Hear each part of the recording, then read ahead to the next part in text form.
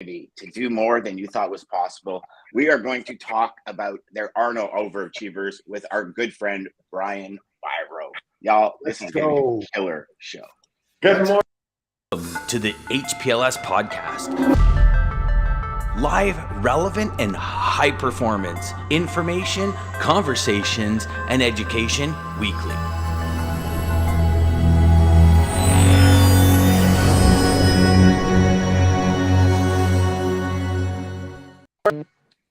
Ryan, did you hear that? I busted out a y'all in the intro. Did you hear that? Y'all. Yowl. Y'all. Y'all are going to love this. Y'all. Yeah. You Well, can Brian always was tell just somebody talking who's about making being it in up because they make Texas. it two syllables. You all. No. It's y'all. No. Y'all. Y'all. I've been told that I need to condense what I say because I've been told I talk a lot, Brian. Personally, I don't feel that, but hey, so Debatable. I was on the phone with Daman yesterday. He says, all you got to do is you got to get what you want to say out in less words. And so y'all, now I'm starting to combine my words. You know what I mean? You're on the path. You're on the path. Way to go, buddy. It's a start. So, Yes, it is. Brian, you know what, my friend? Thank you so much for being here again. And we got a special coming up on the 13th, and you're going to be part of that too, which is going to be super cool. You sent me this a couple of months back, and I love this book. So I was hoping that we can dive right into, the idea of there are no overachievers and how to seize the windows of opportunity, and just kind of have a really cool conversation before we get going today. I love it. I mean, it's the title itself came from and really lit my fire to write this book about 20 years before. And it came from my good friend, the man who wrote the foreword for my first book. And I believe the greatest coach of all time, John Wooden. For anybody who's watching doesn't know who John Wooden was the UCLA basketball coach from 1948 to 1975. We're still talking about him in 2022. Yep. His teams at UCLA won 10 national championships. Context, no other coach in history of men's college basketball has won more than 5. Coach K won 5 in 42 years. Coach Wooden won 10 in his last 12 years. But he'd also be the first to tell you he didn't win any in the first 27 years that he coached. He used to say, it's what you learn after you know everything that makes the difference. But when I met him, one of the things that just jolted me, when I first met him, I was running a large training company, and I had grown up admiring him and thought, what would be better than to interview the greatest of them all? Because he was the ultimate team builder. And so I called him up. He answered the phone. I almost fell over backwards. I stuttered, mumbled, drooled a little bit, and said, can I come and interview you? And he said, sure. But one of the things he said during that conversation was, Brian, there are no overachievers. And I went, what? He said, we are all underachievers. He said, we have so much more in us than we ever dreamed of. All right. And so reaching the potential is moving in the direction of living up to what you already have inside of you. We're given so many gifts, but through the power of fear, through the power of doubt, worry, what we perceive as obstacles, so many different ways, we don't recognize what we really have inside of us. So that seed was planted 20 some years before I wrote the book to help people, because many times great people say, he's an overachiever. No, you've got even more in you than you ever thought possible. So that's what brought me to be on your show today, to get to talk about this whole concept. Okay, so then, let's go dive in. I want to make sure everybody gets this, because you are right. There's so many people. Look at that salesperson and look how much business they're doing. I could never do that. I don't have their talents. I don't have their oomph-spa. I don't have their gift of the gab. I don't have all that. And there's all those worries, fears, and doubts that fly through all of us. How many of us have had a really cool idea and then followed it up by, oh, no, it's not possible. Like, I couldn't do that. Absolutely. Yeah. Absolutely. Yeah. I guess a great starting place, besides the title, that there are no overachievers, is one other thing that Coach Wooden gave me. And this won't be a Coach Wooden talk, but he did give a foundation in that same conversation. The way he came to that and provided that idea that there are no overachievers. I asked him this question. I said, Coach, what's the difference between a good team and a great team? And I had been a coach, and I had kind of some preconceived notions of what he'd say. What's the difference between a good team and a great team? And it first shocked me because as a coach, I expected him to say, well, it starts with recruiting and talent. You got to have the recruiting, you got to have the talent. And the first thing he said was, Brian, it has nothing to do with recruiting or talent. He says, there are no overachievers. He says we have, so he shocked me by that first. And the next thing he said really got my attention even more. He said, Brian, the difference between a good team, basketball team, and a great basketball team, exactly the same difference between a good parent and a great parent, between a good company and a great company, between a good anything and a great anything. So now he had my undivided attention. He said, after a lifetime of working with people, which is what we all do, I don't care who you are, you're in the people business. You're a trucker, you're in the people business. It's the relationships you build. It's the way people think of you that's going to connect them. It's the relationships you build. It's how you grow and help others grow that determines how far you will go. And he said, after a lifetime of working with people, it became clear to him that the difference that made the difference between good and great, whether it's in your parenting, in your business, in the fulfillment of your life, came down to the difference between two words. He said, good or average parents, good or average teachers, coaches, truckers, anythings, good or average are willing to support each other in the greater good and goals of the team. And the key word he used was willing. Now, I got to tell you, I always thought willing is a really good word. It is way better than unwilling. Right? But then he described it in a way that I bet many of us can kind of relate to, whether now or back in our past. He said, willing is about the same spirit, effort, and energy with which teenagers clean their rooms. Yeah, they'll do it because they really hope to eat this week. He said, but they're not excited about it. He said, on a great team, a great parent, a great podcast host, a great trucker, a great teacher, a great anything, those people are absolutely eager to do whatever it takes. No job is too big, no job is too small. No job starts too early or ends too late. He said, it's only when you break through from being merely willing to being eager that you have a chance to approach your potential. Now, when he said it, I'm kind of a visual guy, and I got this picture in my mind, and I invented this thing that I call the eager meter. So picture you're in your truck, you got that accelerator, right? You got that miles per hour. Well, on the left-hand side at 0 is willing. On the right-hand side at 200 miles an hour is eager. And here's the big question. Where is your eager meter pointing? All right, and that eager meter, here's the most powerful and magnificent truth about your eager meter, no matter where it is. And that is you're 100% in charge of that eager meter. In other words, nobody can ever give up for you. Yeah. Nobody else controls your own faith, your own hope, your own energy.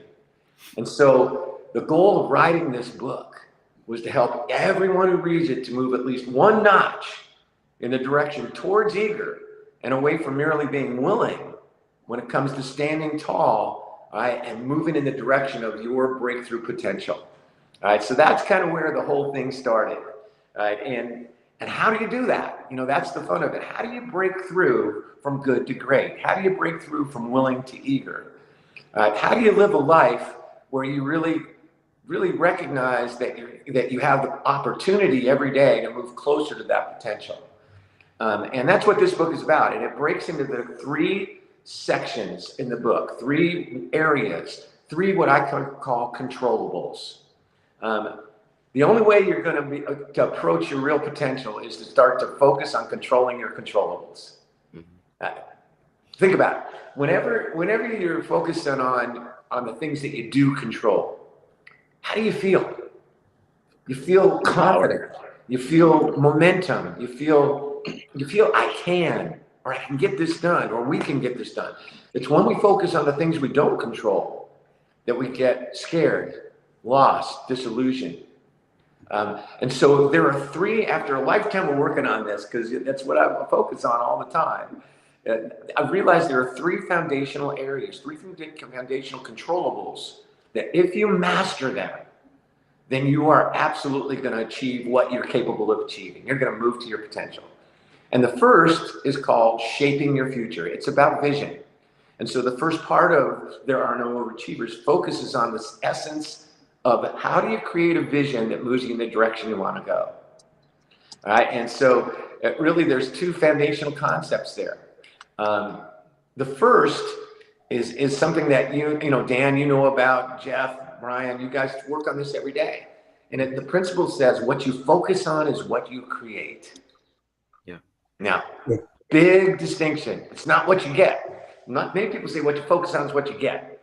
But without jumping in the game, without getting off the sidelines and taking the shot, you get Zippo. All right. So what you focus on create, what you focus on is what you create is determined only when you actually get in the game. In other words, when you take personal responsibility for that vision. All right.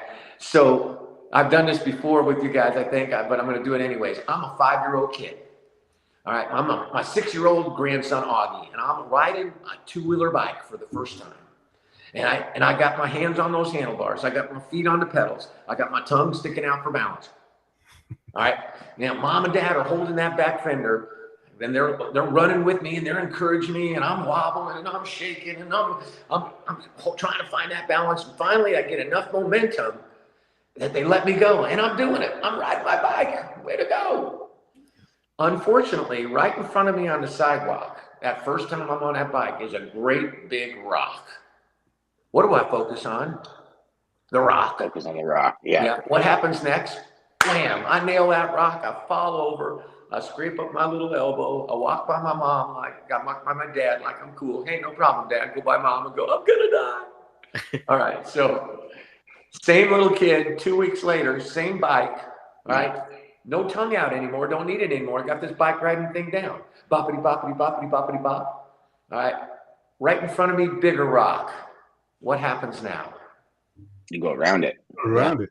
And what goes around it first? The bike. Nope. No, your eyes. Your vision. Your eyes. Oh, that's vision. true. That's true. In other words, what you've learned is what you focus on is what you create. That's the start. Whether you focus. Now, would it have done that little guy any good to go, there's no rock, there's no rock, there's no rock, there's no rock? No, would have been worse. There are rocks. We've had one called COVID. All right, Dan, you've been facing a huge rock. Right? You can't pretend the rock isn't there. You see it, but then you use the magic, and that's where you shape your future to say, okay, I see the rock. Now, how am I going to get around it? How am I going to jump over it? How am I going to dissolve it? All right. So that is the first key to shaping your future, understanding that what you focus on is what you create. And so if you want to create a future you want, when you start to look at that obstacle, you shift your energy and you shift your vision to move around it. The second key to that breakthrough vision that shaped the future, that allows you to begin to move to your potential, is to no longer depend upon your memory to see. You know, you've been in my course before, Dan, and I often ask people, it'd be really fun to do this with a lot of people in the trucking industry. I ask the question, what color is a yield sign? Right? And yes, 98% of the close to 1 million people that I've spoken to over the last 31 years say yellow. Hold on. Ryan and Jeff, what color is a yield sign? It's red and white. No, it's the triangle one. Yeah. It's Ryan, yellow. you're one of It's the yellow 2% and black. that ever got it right. They're red and it's white. yellow. Upside down triangle, red and white. All right, but 98% of the audiences and people who are really have nothing to do with intelligence say yellow. Every audience I've ever spoken to yells out, they're yellow. And then I say, well, 45 years ago, the United States at least switched to the international signage standards, and every yield sign you've seen is red and white. All right. And I showed them it. Yeah, way to go. All right. Jeff, I don't know what I would have done without you. And to tell you the truth, Dan said yellow the first time too. So 100%. And I think we yelled it out at the Matrix. you did. Yeah. So here's the question. Why don't all of those people, why don't most of us see what's right in front of us? Yeah. And the reason comes down to revealing the truth. Why don't we see? Because you've seen thousands of yield signs. You see the same yield signs every day. In the same way that you see your family every day. You see your job every day. You see yourself every day. So you've seen thousands of yield signs and yet haven't seen one of them for what's right in front of you. And the question is why? And the reason why reveals a truth about most of us, that once we see it, we can transform our vision. And here's what it is. Almost everyone I know, you, me, my family, my team, your team, almost everyone I know actually rarely uses their vision to see. Mm-hmm. We don't use our vision. You know what we use instead? We use our memory and our conditioning. Yeah. And whenever you use your memory to see, you do not see what is, you see what was. And the second you lock onto what was, guess what you block out? The future. Yeah, and what is. You like what is and what could be. Now, that's well and good for yield signs, and I hope everybody will join me, because I am the happiest driver I know. Because every time I see a yield sign, I start cracking up. I'm thinking, what else have I been missing lately? Let me warn everybody out there about the next 3 weeks or so. Every time you drive by a yield sign, it's going to feel like it leaps out of the cement and whacks you in the back of the head. Like, I didn't even know there was one there before. Now I see it. Yeah. But where does it matter to all of us to no longer depend upon our memory to see? One word: people. People. Change the way you look at people. The people you look at change. Mm-hmm. Change the way you see yourself. The self you see will change. As soon as you see that I'm not an overachiever, you start looking for your potential. You start looking for the places you can break through. Now, I want to get everybody to get this not in their heads. You ever notice our heads have all these holes in it? Stuff falls out all the time. Whereas if we can get it in our heart, it gets in our bloodstream, it's with us forever. Yeah. And the best story I can tell about how that shift in vision can create breakthroughs. When my oldest daughter, Kelsey, went away to college, oh my goodness, we missed her so much. I remember dropping her off at school at Elon University, and I sobbed for 3 hours on the way home driving. I'm talking ugly crying. I mean, but you talk about seeing a yield sign for the first time. When Kelsey came home the very first time from college for Thanksgiving holiday, I finally had this enormous breakthrough. I finally realized how long I've been looking at my daughter, though I love her completely. I've been staring at her forever as if she were an old yellow yield sign. I've been looking at her like she's still my 10-year-old. Mm-hmm. Hey, she'd been driving her own car for 2.5 years.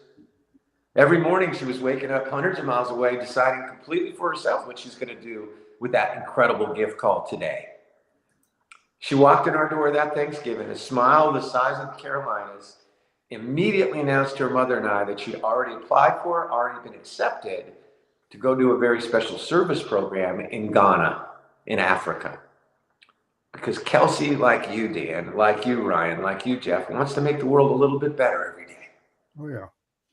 And I looked at my daughter that day, maybe for the very first time. And I finally understood that every time I looked at her as if she were an old yellow yield sign, what happened to our relationship? I went backwards until I looked at the wisdom, the courage, the incredible young woman that was right in front of me. See, one of my greatest goals in writing this book is for everyone to rise up and from this moment on become a world-class yield sign finder.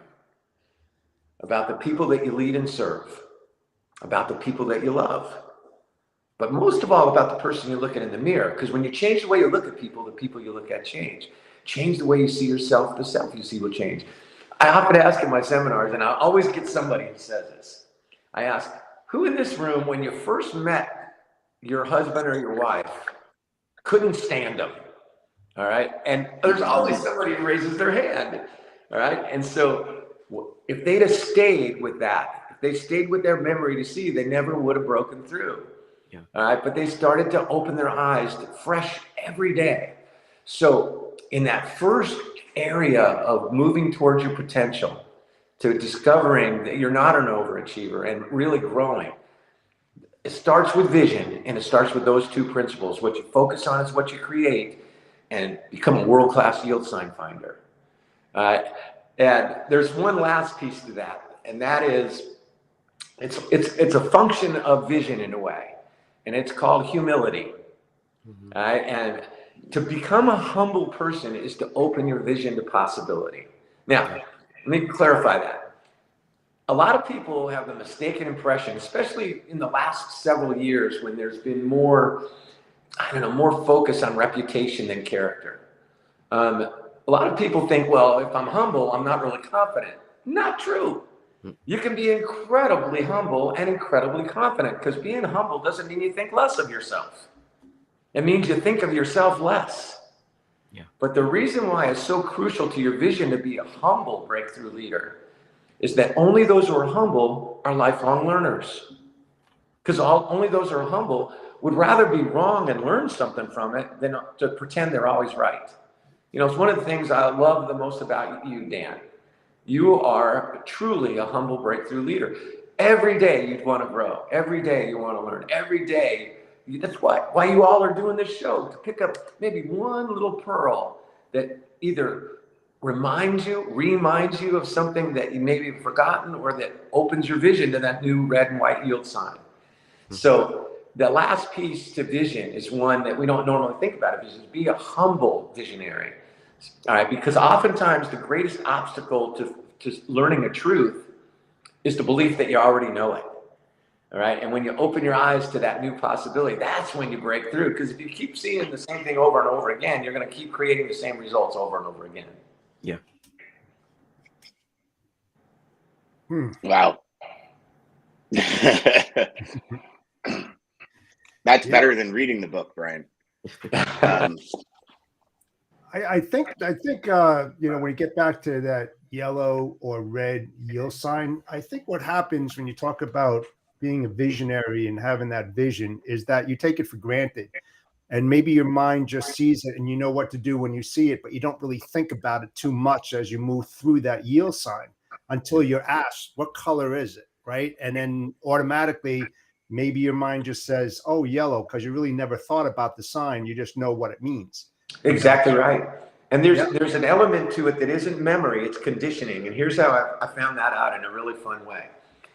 When my daughters were growing up, their senior year in high school, both of them, I came in many times to their classes.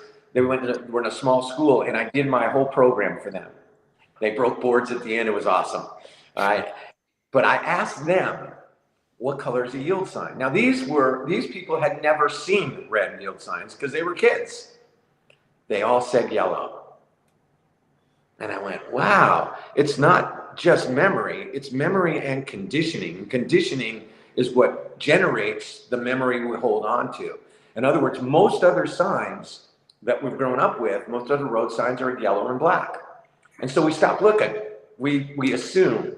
All right, and that's why conditioning and memory are what cause us to do exactly what you just said, Jeff. We stop looking. That's covered. All right, and then the breakthroughs are stopped when we stop using our vision to see. So, Brian, I'd like you to go back to something there for a minute, because I still have my board from when I met you 15 years ago, 14 years ago now. Something like that. Probably pretty close. So Brian does a program where you put the things you want to break through, whether it be, you know, like always forward thinking, you know, achieving, seizing the woo, whatever it is, and you write it on the board, and then you actually break the board as part of his whole program. And I actually have that on my toolbox. Mounted on my toolbox. I'll bring it to the 13th show, but it's pretty cool because sometimes I pull off the board and I look at what I wrote on the back, and it's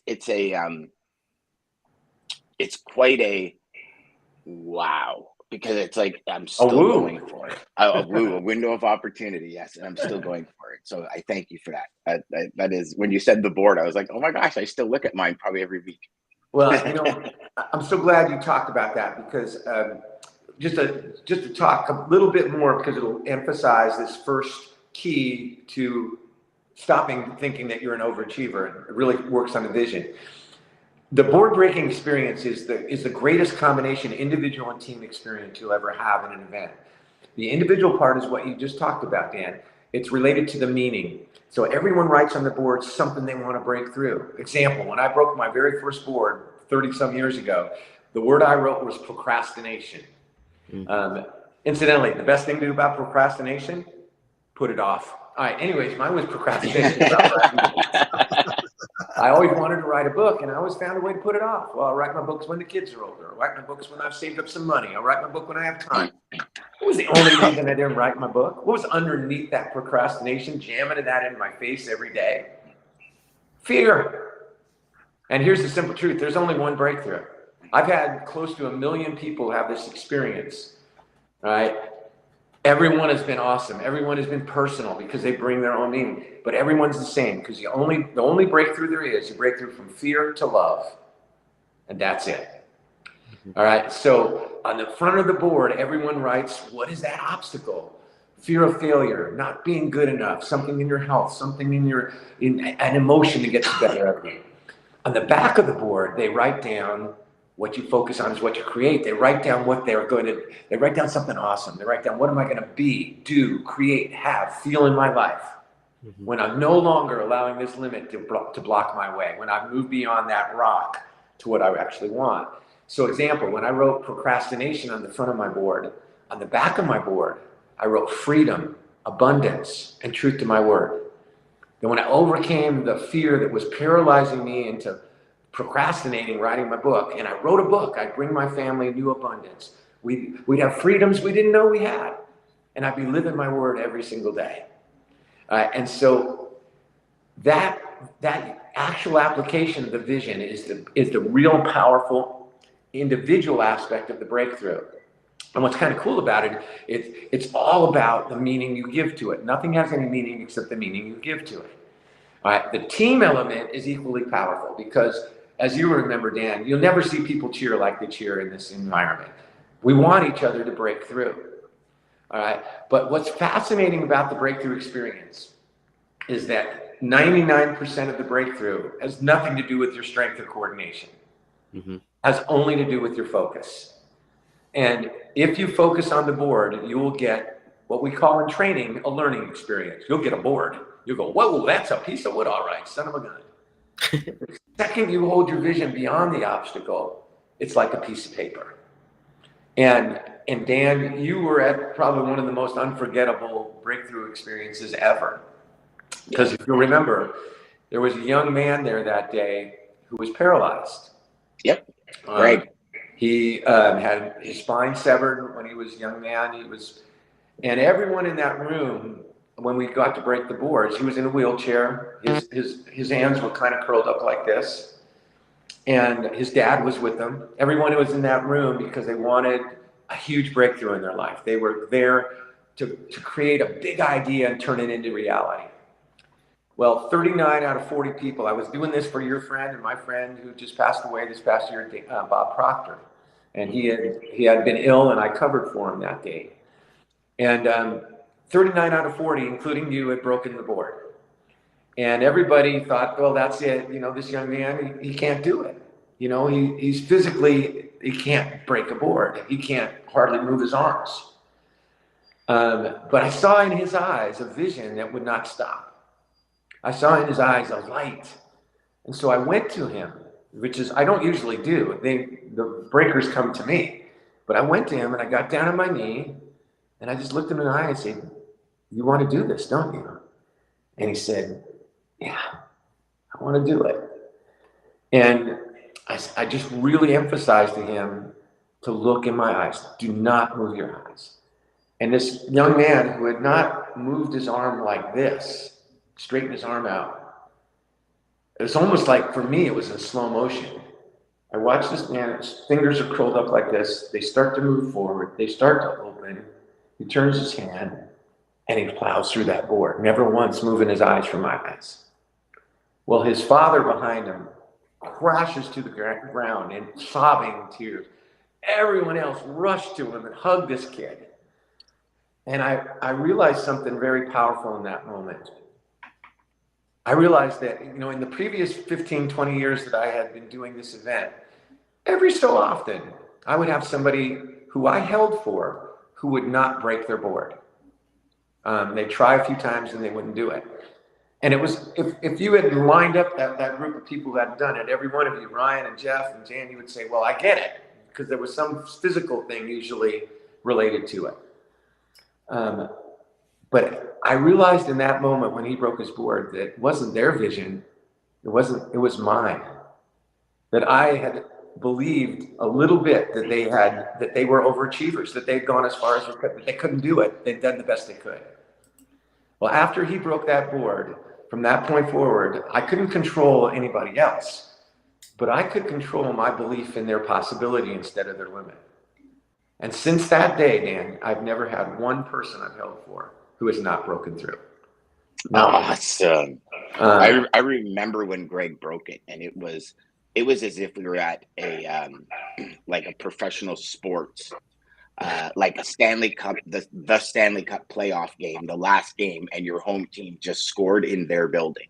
Like with 1 second to go to win by one goal. Yeah, it was.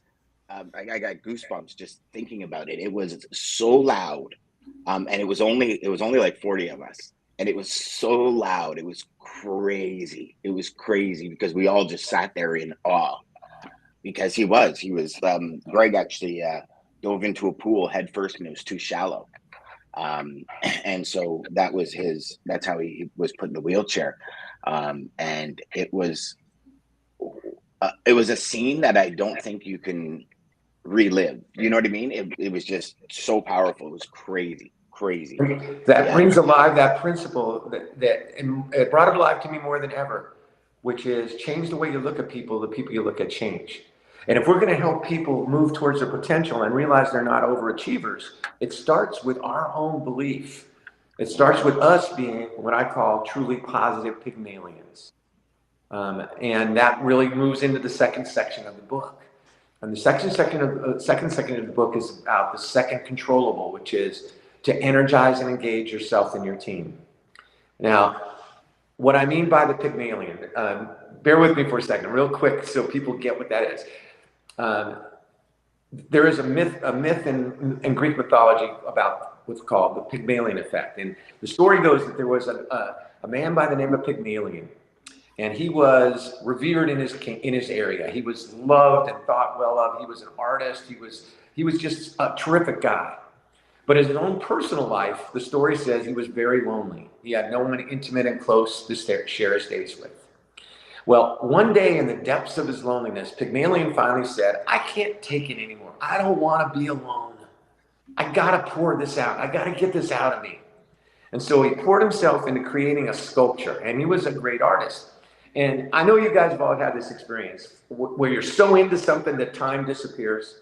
That's like 1 minute is a day is 1 minute in your mind. Well, that's the way he was when he was so passionate about creating this sculpture. And so he worked for 3 days and 3 nights, and hardly without even no eating, just focusing on doing it. Well, finally, after 3 days and 3 nights, he stood back and he looked at what he created.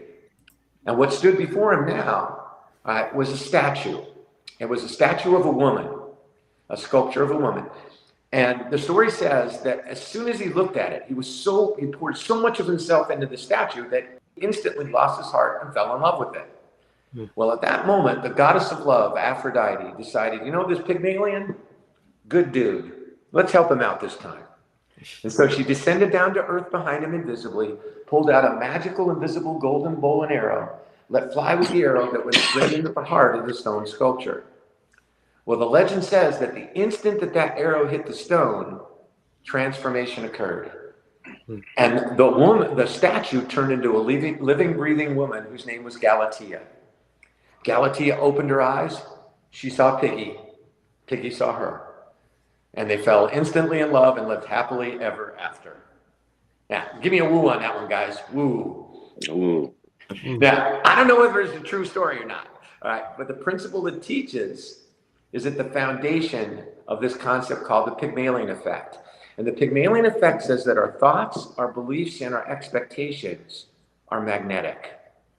That the way we see people is not only how we see them, but we're actually moving them in the direction of the way we see them. All right, in the same way that Pygmalion brought life to that statue by what he breathed into that statue.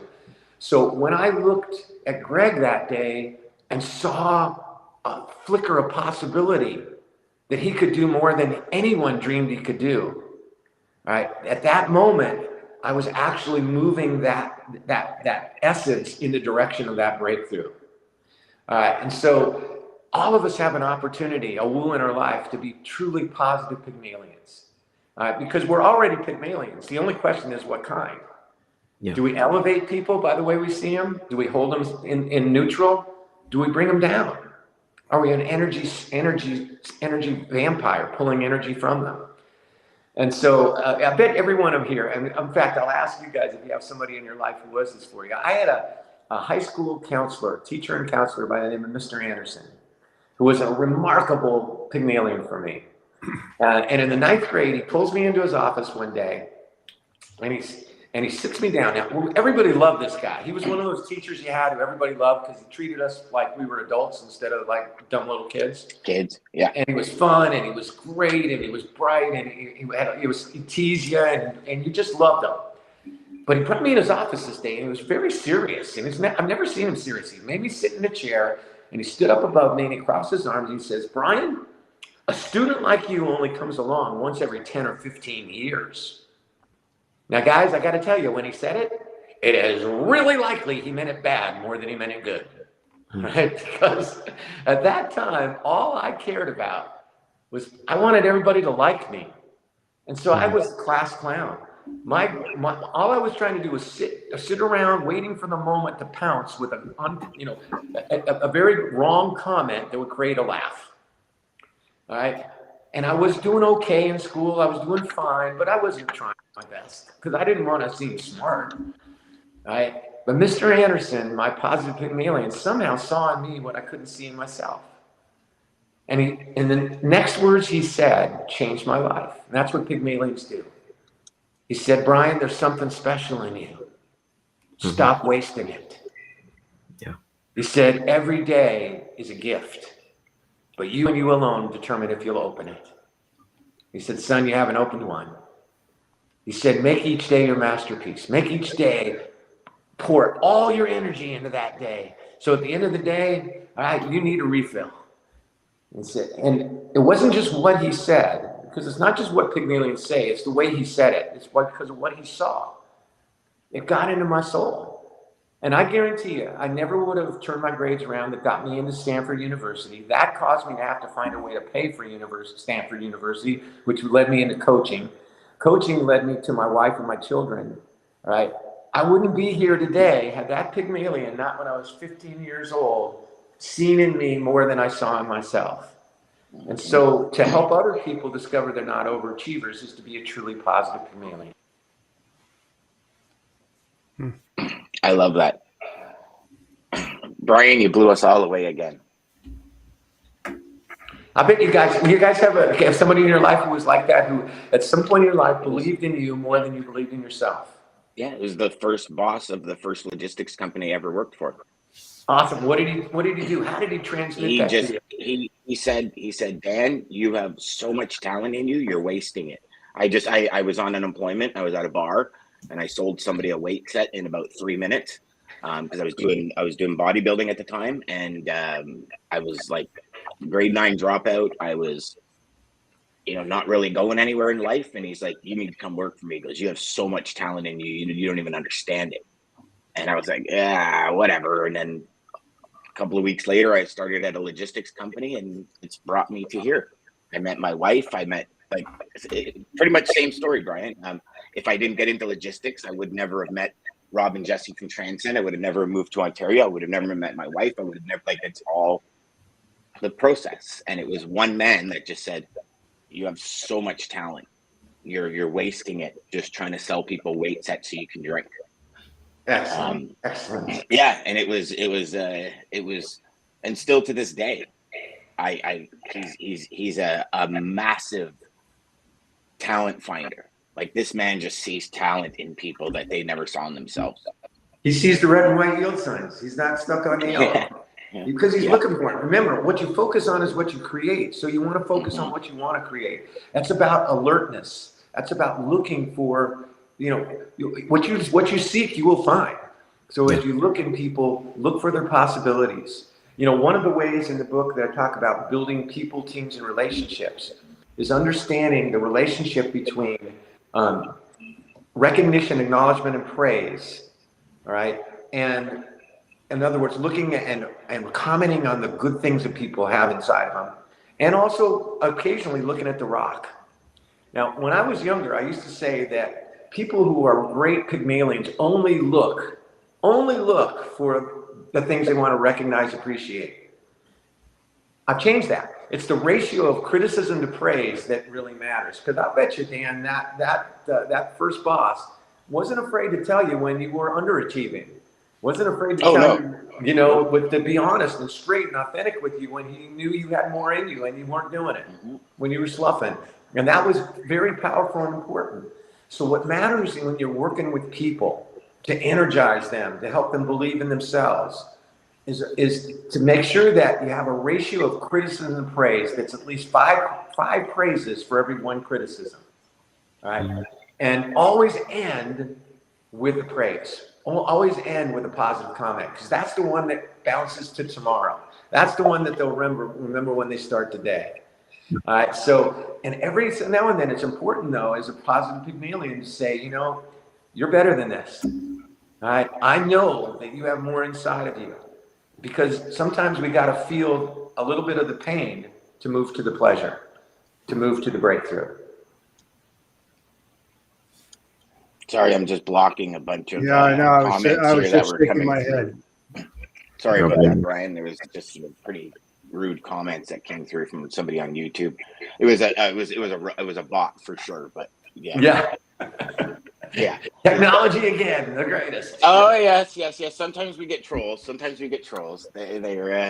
everywhere. But yeah. It's Ryan. What about you? Have you ever had a Pygmalion, a positive Pygmalion in your life? Yeah, Mr. Anderson, that teacher was definitely that for me, and Coach Wooden was definitely that for me. John Wooden gave people the most important gift to help them bring out their best.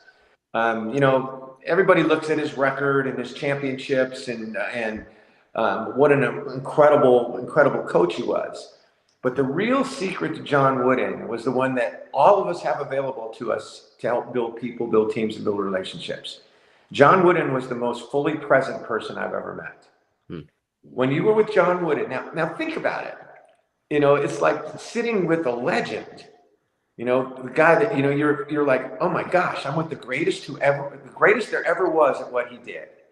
And yet, when you finished any time with him, 5 minutes or an hour, you felt like the important one.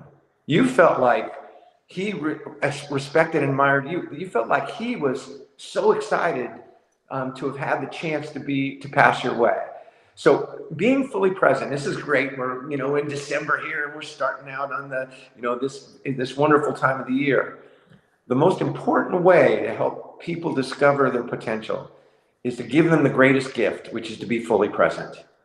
And when you're fully present, it means that 100% of your mind, body, and spirit is with the person you're with where they are now. Now, whenever you're fully present, you say to that person the one thing you must communicate as a positive Pygmalion, the one thing you must communicate if they're going to believe in their possibilities.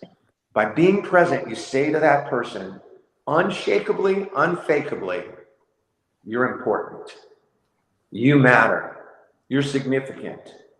And whenever you're not present, you speak louder. And people get it right away. How many of you, anyone, the people who are watching the podcast, you guys right here, how many of you know when you're with somebody if they're fully present or not? 100%. Boom, you can tell immediately. All right? And whenever somebody's not present with us, it makes us feel worthless. It makes us feel insignificant and unimportant. And so that concept of being fully present is the heart both of helping people energize themselves, because when people feel important, they rise to it, oh yeah. And when people feel unimportant, they fall to a oh no. All right? And so if you want to give the ultimate gift this holiday, pick out 2 people in your life who for the next 30 days you commit to be more fully present with. Doesn't spend one, it could be at work and one at home. Doesn't mean you have to spend more time with them. Right? You may have less time. But when you're with them, put the cell phone down.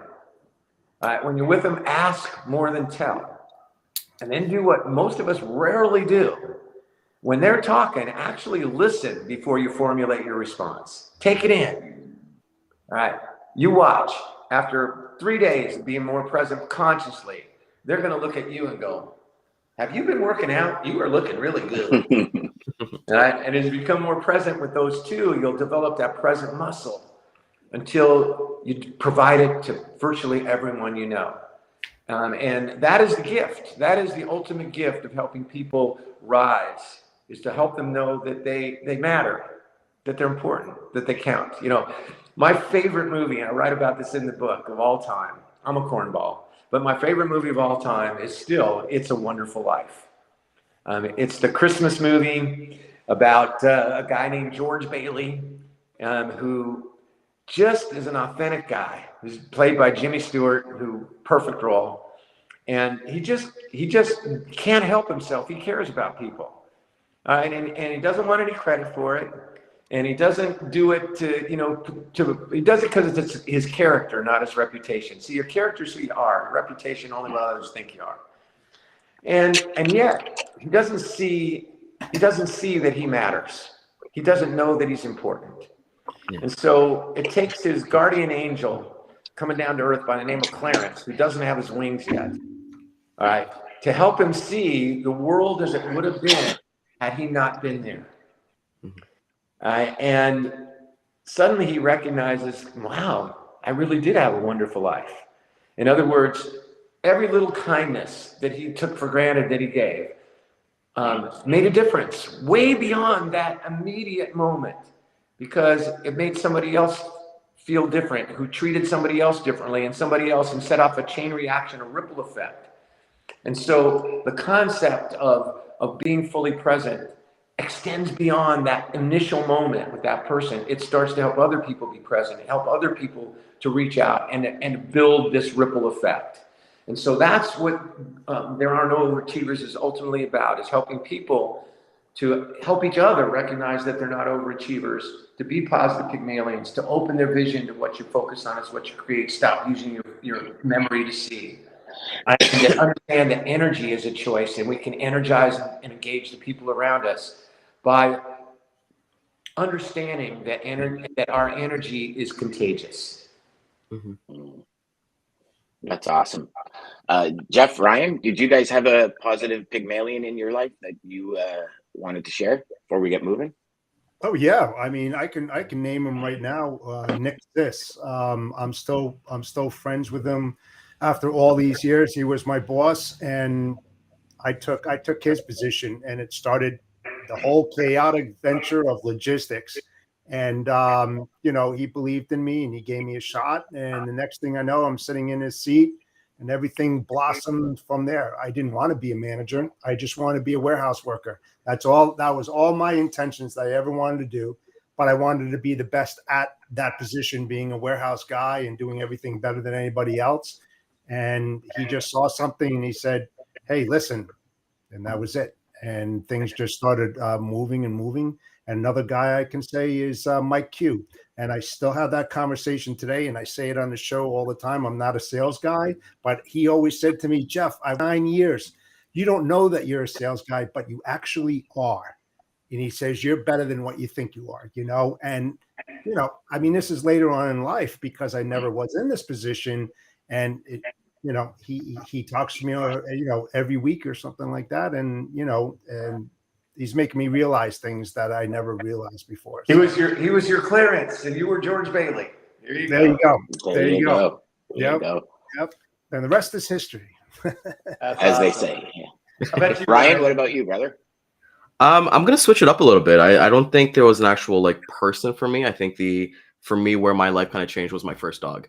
I never had dogs, never had animals growing up or anything like that, and it just happened randomly, right? It was a completely random story that we're looking for a dog, but having that dog for the first year and a half was going through all the emotions, the biting, actually caring for something. My wife always kind of made jokes and said, Ryan never wants to be far away from Raja, who was my first dog. So even if I wasn't even if we had to go to a wedding or a birthday party or something like that, it's okay, I'm kind of looking at, I wasn't present, as Brian was kind of saying, because I was so focused on my dog, so focused to just want to hang out with him and things like that. And, unfortunately, when he passed away, that kind of kind of bloomed my life into different things. Like I'm big into dog rescue right now. That's all I do right now. That's my passion. That's what I want to do. And mind you, I got my first dog in 2018. So I'm turning 34 this year. You know, I've never had a dog for that X amount of years. So I think for me, just like learning from dogs, I have 3 dogs now, is like learning that, you know, there's nonverbal communication and the things that you can just learn from just sitting and being present with them, right? Like as we're talking here, I don't know if you guys kind of notice, but both of my dogs are right here scratching for love, right? So yeah, they're scratching for love, but at the end of the day, they're kind of telling me those things. So for me, like I have the similar story when it comes to like logistics. I won't get into it, but it's kind of like the same kind of story. You know, somebody kind of believed in me and like they said, Ryan, you have so much potential. It's time to act on your potential, and I'll just leave it at that. But for me, it's definitely dogs. You know, it's definitely my first dog, Raja. Rest in peace, my little boy. But Ryan, that is such a great thing. I'm going to remember that forever because, you know, I too have absolutely loved my dogs. And dogs, when you have a dog that you've created that connection with, they are the most present beings on the planet. You know, they are there. They are going to be there. You know, and so they're imparting that sense to you, that same sense that you matter, that you're important, that you care. I love it. That's really great. And Stanley hasn't left my side since I got sick. Walking right around you. I kept seeing this white tail just going right. Yeah. I got a golden retriever and a Saint Bernard. But here's the funny thing: our third dog, she's the most independent. She's upstairs sleeping, so she does not care about the love. It's like she's Miss Independent. But yeah, that it made me think a lot. And you know, Brian, as you're kind of talking here, like I love John Wooden. He's like, you know, he's won 10 championships in 12 years, 7 in a row. I can talk sports because like you're a sports guy as well. And I think one of the things I really like about him was that he had guys like Kareem Abdul-Jabbar, like probably with the greatest center of all time, Bill Walton, like those kind of people to kind of bounce off. And I want to ask you a question with you sitting with him. Did you ever ask him why he never went pro? Because for me, and I'm not trying to be ignorant here, but like it's like when you're kind of teaching college, you're like, okay, you're kind of like in the minor leagues. Why wouldn't you want to take your shot in like the big leagues? They kind of say like the NBA. What was his kind of like thoughts or kind of feedback? If you ever had that conversation, why he didn't go to the NBA and become as great as he is? Because That's a great question. John Wooden, the greatest coach of all time, never once called himself coach. He was a teacher. That's what he called himself. That's what he saw his purpose in life, his professional purpose was to be a teacher. And so, you know, it's a little different these days because you don't get these student athletes for 4 years, you know, in college basketball, you get them for a year. But the reason he never cared about going pro, and he was certainly offered that, was really 2 elements. Number one, because he loved to teach and he felt that college age was a place where he could have the greatest impact as a teacher. That's true. All right. The second reason was that he was completely about character and not reputation. He could care less, and he didn't really like professional basketball. Like example. I mean, his favorite basketball by the time he finished was women's college basketball because it was more fundamental. Coach Wooden did not like the dunk. You know, he thought, and if you recall, when Kareem Abdul-Jabbar, then called Lou Alcindor, was at UCLA, college basketball banned the dunk. It was not a legal shot for a couple of years because of Kareem. He was so dominant that, you know, he was, at that time there weren't 1,000,000 7-footers, and he was so dominant that they banned the shot. All right, but Coach Wooden realized this is a window of opportunity. All right, and in other words, you're going to have to, because he said the dunk takes no real talent. It just takes, you know, athleticism. He says, this is going to be better for you. And that's where he learned the sky hook, probably the most dominant shot in the history of the sport, because he was not allowed to dunk. He used to use the backboard for shots up. So that was John Wooden. He was a teacher, and that's why he chose never to go pro. He didn't feel it was the best form of basketball, and it didn't give him the best opportunity to teach. And it wasn't teaching basketball, it was teaching life. Teaching life. Like it wasn't ability to poor man's wealth, right? It does. I love that. That's amazing. That's awesome. Yeah. That is awesome. Before we get going today, just so everybody knows, I want to just thank Brian. Thank you so much. And I can't wait to have you back on the 13th for the 12 days of Christmas. It's sales chatter away in one day. Oh, that rhymed, Ryan. Did you see that? Yeah, wow. That was a total rhymer. Yeah, I know. I totally just didn't even think of that, and that worked. Better write that one. I know. Special thanks to Daman and American Group and Centurion Trucking. If you are an agent and you're looking, Daman is putting a big push on U.S. and Canadian agents, looking up to 60% GP. So give Daman a call. Pay attention to the video at the end here. I'll let Ryan take it out. Wow, that's amazing. That's an incredible opportunity for any agent out there. You know, up to 60% GP. That's amazing. But you know, like I want to say, Brian, this was amazing. This is something that we can all practical. Like for me, I look forward to these Thursday sessions because I get to replay them and actually think about it. And I know you guys have already picked out your 2 people for the next 30 days who you're going to value and you're going to be present with. So thank you so much, Brian, for that. That is amazing. And thank you for giving me the ups because that G1 driving test that I did, that I picked the yield color being red and white. I was right. So shout out to that. I want to thank everybody for coming out this morning in the audience. We love the thoughtful comments. And, you know, it's just the impact because we always see a different kind of audience as the new presenter comes on. And it's amazing to see. So if you did find value with this, please like, comment, share it with somebody that you think that could bring value. There's so many nuggets of this podcast that we had today. We'll hit the replay again at 12 p.m. and 3 p.m. Eastern time on LinkedIn, Facebook, YouTube, and Twitter. We'll see you guys tomorrow for wins and lessons for the week. And yeah, let's get ready for Tuesday. We're going to have so much fun. Thank you, everybody. Jeff, Dan, Brian, love you guys. Joy to y'all. Thank you so much. I'll be joy to y'all. Centurion Trucking, our motto is people before profit. Today's market requires more transparency, consistency, and focus on what our clients need to win. Centurion Trucking and American Logistics are poised to help their clients achieve and surpass their targets.